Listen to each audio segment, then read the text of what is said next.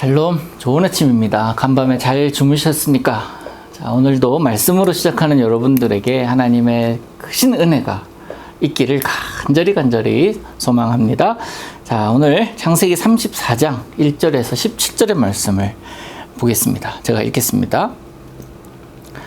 레아가 야곱에게 낳은 딸 디나가 그 땅의 딸들을 보러 나갔더니 히위 족속 중 하몰의 아들 그 땅의 추장 세겜이 그를 보고 끌어들여 강간하여 욕되게 하고 그 마음이 깊이 야곱의 딸 디나에게 연연하며 그 소녀를 사랑하여 그의 마음을 말로 위로하고 그의 아버지 하몰에게 청하여 이르되 이 소녀를 내 아내로 얻게 하여 주소서 하였더라.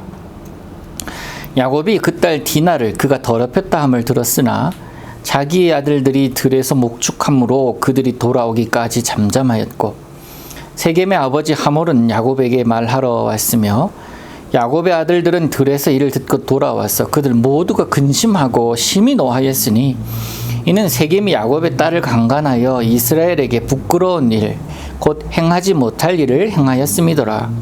야곱이 그들에게 이르되 내 아들 세겜이 마음으로 너희 딸을 연연하여 하니 원하건대 그를 세겜에게 주어 아내로 삼게 하라.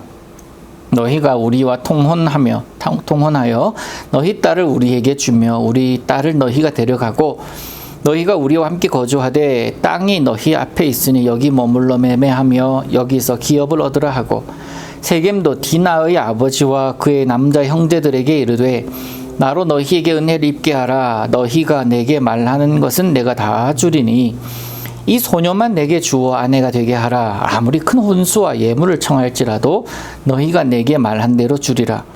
야곱의 아들들이 세겜과 그의 아버지 하몰에게 속여 대답하였으니 이는 세겜이 그 누이 디나를 더럽혔음이라. 야곱의 아들들이 그들에게 말하되 우리는 그러하지 못하겠노라. 할례받지 아니한 사람에게 우리 누이를 줄 수 없노니 이는 우리의 수치가 됨이니라. 그런즉 이같이 하면 너희에게 허락하리라. 만일 너희 중 남자가 다 할례를 받고 우리같이 되면 우리 딸을 너희에게 주며 너희 딸을 우리가 데려오며 너희와 함께 거주하여 한 민족이 되려니와 너희가 만일 우리 말을 듣지 아니하고 할례를 받지 아니하면 우리는 곧 우리 딸을 데리고 가리라. 아멘. 복잡하게 되었습니다. 참 일이 커져갑니다. 야곱의 근심이 보이죠? 어제 우리가 읽은 말씀 말미에 야곱이 세겜에 가서 땅을 사잖아요. 야곱이 약속의 땅에 돌아오면 가장 먼저 하나님께 제사 드려야 하고 그 땅에 정착하면서 하나님께서 주시는 은혜, 하나님께서 주시는 복, 하나님의 계획이 이루어져 가는 것을 그가 볼 수 있어야 하는데 그게 뭐라고 그랬습니까? 제가 어제 말미에 비전이라고 그랬잖아요. 비전을 상실한 채 단순히 가나안 땅으로 가는 것 그것만이 목적이었기에 거기 가야 되겠기에 그가 가나안을 향한 겁니다. 가나안 땅에서 하나님께 예배드리고 하나님의 백성으로 살아가야 하는 것이 그에게 당연하고 그에게 옳은 이야기, 그런 옳은 모습인데 그렇게 베델에서 서원했건만 그는 가나안에 도착한 이후에 주변을 둘러봅니다. 세겜 땅으로 갑니다. 거기서 소위 부동산 거래를 하고 거기서 제단을 쌓습니다. 하나님께서 원하는 모습이 아니고 베델에서 하나님과 약속했던 모습이 아니에요.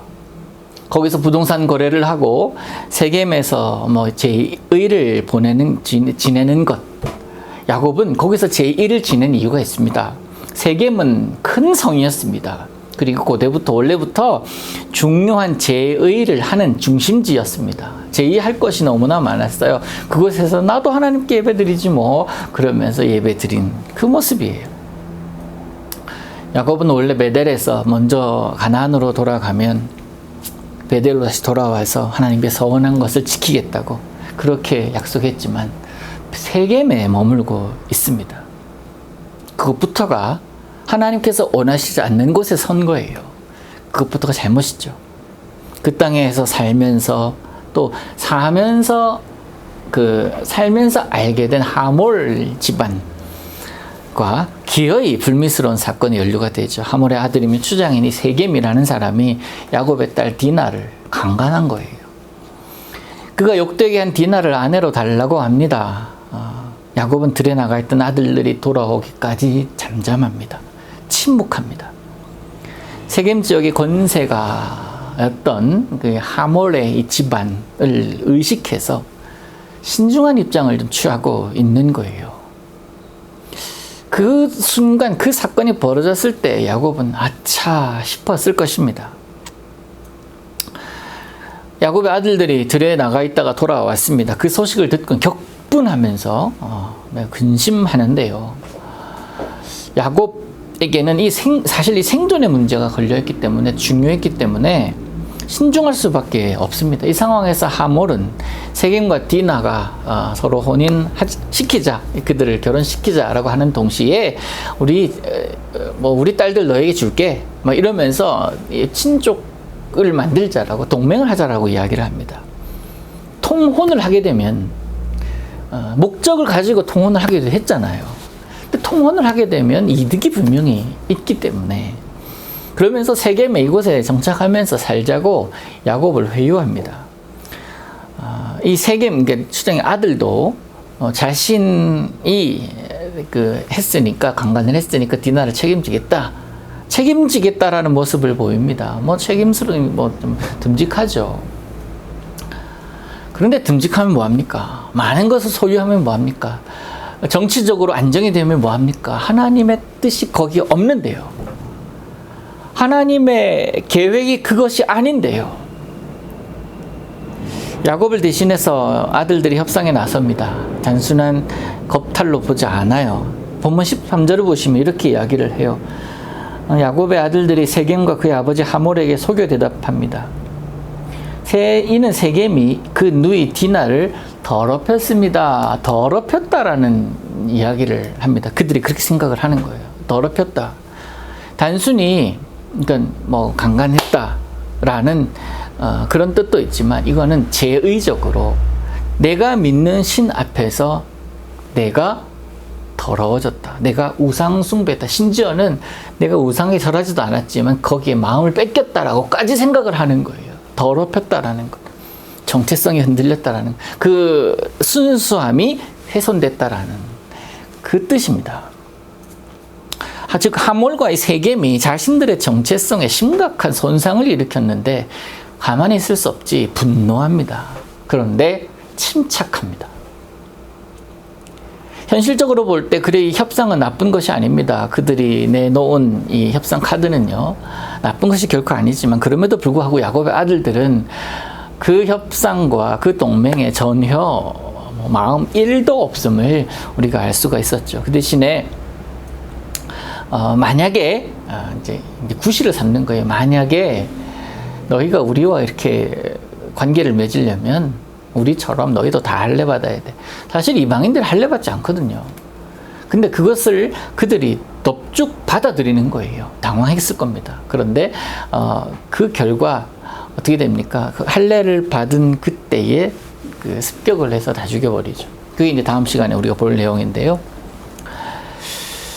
복수를 위해서 종교를 이용하는 이 이기적인 모습 아닙니까? 참 안타까운 모습이라고 할 수가 있습니다. 뭔가를 이루기 위해서 종교를 이용한다? 내가 이곳에서 정착하기 위해서 교회를 다닌다. 우리 과테말라도 초기에 그럴 수도 있었겠지만 미국 사회뿐만 아니라 해외 이민 사회가 그러지 않았습니까? 교회가 커뮤니티 중심이 되었습니다. 그래서 그 커뮤니티에 적응을 하려면 교회에 들어와야 했었던 때가 분명히 있었습니다. 이용하는 거예요. 믿음 없는 모습으로 인해서 교회가 많이 갈라졌습니다. 많이 어려움을 당했습니다. 종교를 이용하는 것 굉장히 위험한 거예요. 말씀으로 중심을 잡고 하나님의 약속의 말씀을 붙들고 살아간다는 것, 그것이 귀한 것이고 그것이 옳은 것이지만 내 목적과 내 유익과 내가 하고자 하는 바를 이루기 위하여 종교를 끌어들인다라는 것은요, 심각한 문제가 될 수가 있습니다. 야곱이 왜 세겜으로 갔습니까? 그것부터 생각해 봐야 돼요.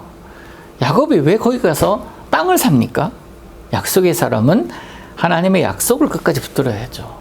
하나님이 원하시는 곳에 서야죠. 하나님이 바라시는 모습을 보여야죠.